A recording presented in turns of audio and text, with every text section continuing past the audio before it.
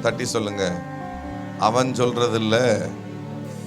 திருப்பி தட்டி சொல்லுங்க, அவன் நம்புறது இல்ல, நீ நம்புறது தான் நடக்க போகுது. எத்தனை பேர் அதை விசுவாசிக்கிறீங்க? அவன் உன் மேல வச்சிருக்கிற நம்பிக்கை உனக்கு நடக்காது, நீ உன் மேல வச்சிருக்கிற நம்பிக்கை தான் உனக்கு நடக்கும். அல்லேலூயா. அவன் உன்னை குறிச்சு நினைக்கிறது நடக்காது, நீ உன்னை குறிச்சு என்ன நினைக்கிறியோ அதுதான் நடக்கும். அட போங்க, புரியல நான் சொன்னது. அவன் என்னைக்கு உன்னை பற்றி நல்லா நினைக்கிறது, அவன் என்னைக்கு நல்லது நடக்கிறது, நீ நன்ன. ஏன்னா ஆண்டவர் உன் மேல அவ்வளவு நினைவுகளை வச்சிருக்கிறார். Come on people. Hallelujah.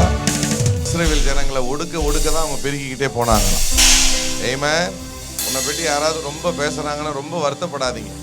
நீ என்ன நினைக்கணும்னா, நீங்க ரொம்ப வருத்தப்பட்டு மனசு உடைஞ்சிடுறீங்களே, இந்த வருஷம் என்ன தெரியுமா பண்ணணும்? என்னை பற்றி பேசுற அளவுக்கு நேரம் எனக்குன்னு நேரத்தை ஒதுக்கி பேசுறாங்களா, அந்த அளவுக்கு நான் பெரிய ஆள் ஆயிடுனான்னு நீங்க நினைக்கிறேன். கையை தட்டுங்களே, பிசாசு வைக்காம இருக்கும். எனக்குன்னு நேரத்தை ஒதுக்கி வச்சு பேசுறானுங்களே.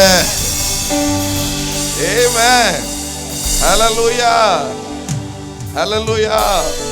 இன்னொன்னு இதெல்லாம் யோசிச்சுட்டு வந்து பேசுறேன்னு நினைக்கிறீங்களா? இல்ல அங்கிருந்து வந்தாதான் வரும். இப்போ ஒன்று சூப்பரா ஒன்று வரப்போகுது. பாஸ்டர், நான் கொஞ்சம் ஸ்பெஷல் பாஸ்டர்னு கொஞ்சம் பேர் சொல்ல போறீங்க பாருங்க. என்னை பற்றி தனியா இல்ல பாஸ்டர், கும்பலா பேசுறேன். அப்படி ரொம்ப ஸ்பெஷல். கையை தட்டு.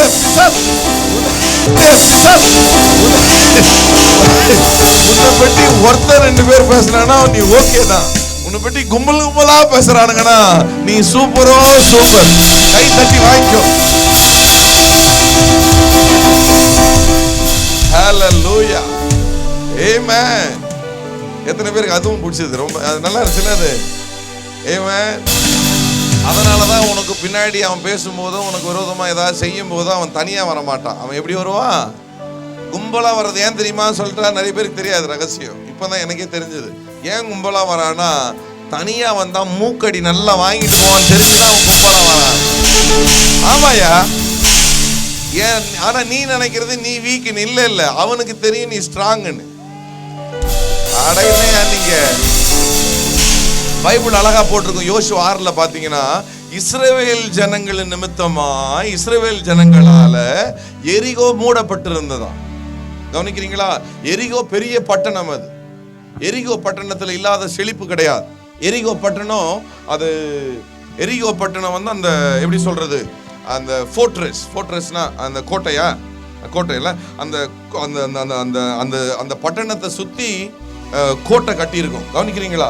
அவனுக்கு கிட்ட நிறைய எல்லா விதமான சக்தி வாய்ந்த ஆயுதங்கள்லாம் இருந்துச்சு. இதுங்க பாவம் நாடோடிகள் மாதிரி வருதுங்க. கவனிக்கிறீங்களா?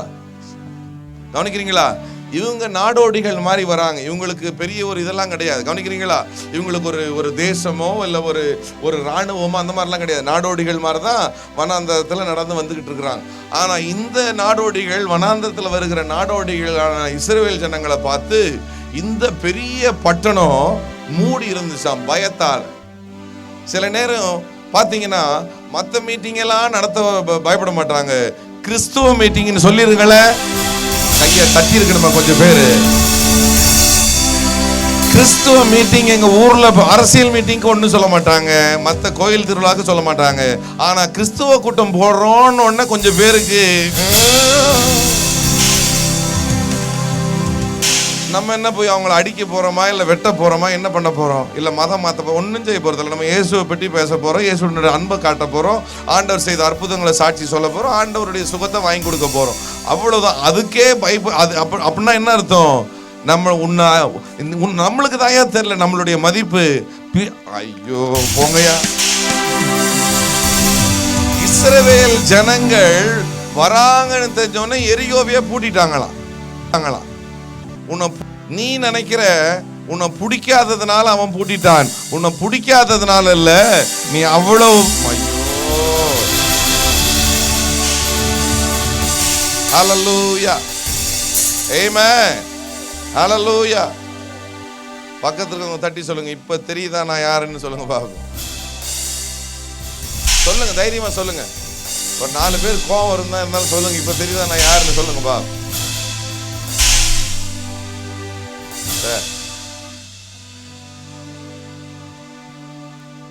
ஏன்னா சுவாமி விவேகானந்தர் அவரை சுவாமியா கும்பிடுவாங்க சிலர்லாம். அவரே சொல்லியிருக்கிறார், ஒருத்தன் ஆன்மீகத்துல முக்தி அடையணும்னா இல்ல மேன்மை போகணும்னா இயேசுவை போய் தேடுங்கடா, அப்பதான்டா முக்தி அடைவீங்கன்னு அவரே சொல்லி. கைத்தட்டு, பயப்படாம கைத்தட்டு. அவரே அந்த சுவாமி விவேகானந்தரே சொல்லியிருக்கிறார். அதே சுவாமி விவேகானந்தர் சொல்லியிருக்கிறார், நான் மட்டும் இயேசு வாழ்ந்த காலத்துல வாழ்ந்திருந்தேன்னா நான் எண்ணெயிலேயோ தண்ணியிலேயோ ஒரு காலை கழுவி இருக்க மாட்டேன், என் ரத்தத்தால் அவர் காலை ஐயோ, உண்மை.